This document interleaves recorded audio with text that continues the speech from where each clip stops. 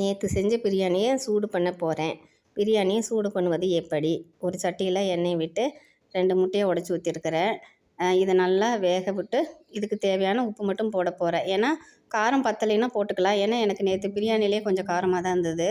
அதனால் காரம் chilli powder போடலை. ஏன்னா நேற்று பச்சை மிளகாய் சில்லி பவுடர் போட்டு அந்த மசாலா பொருள் போட்டு தான் செஞ்சேன். பிரியாணி மசாலா பொடியெலாம் போடலை. அதனால் அந்த காரமே போதும் அப்படின்னு சொல்லிவிட்டு இதில் உப்பு போட்டு கொஞ்சம் கிளறிக்கிட்டு இருக்கிறேன். இது வெந்ததுக்கப்புறம் தான் அந்த பிரியாணியை போடணும். போட்டு நல்லா சூடாக்கி சாப்பிட வேண்டியதுதான். அப்புறம் இன்றைக்கி கொஞ்சம் தயிர் பச்சடி போட்டேன். எப்போவுமே பிரியாணியை தனியாக தான் சாப்பிடுவேன். அந்த குழம்பு ஊற்றி சாப்பிடவே பிடிக்காது. அதுக்கு குழம்பு ஊற்றி சாப்பிட்றதுனா ஒயிட் ரைஸ்லேயே சாப்பிட்டுக்கலாம். எப்போவாவது தயிர் பச்சடி மட்டும் சேர்த்திக்குவேன். அதனால் கொஞ்சம் தயிர் இருந்ததுன்னு தயிர் பச்சடி போட்டேன். இது நேற்று போட்டு வச்சேன் நைட்டு. இன்னும் துவையல. நைட்டு தான் ரெடி ஆகும். ஏன்னா கிளைமேட் அப்படி இருக்குல்ல. இனிமேல் சாப்பிட வேண்டியதான்.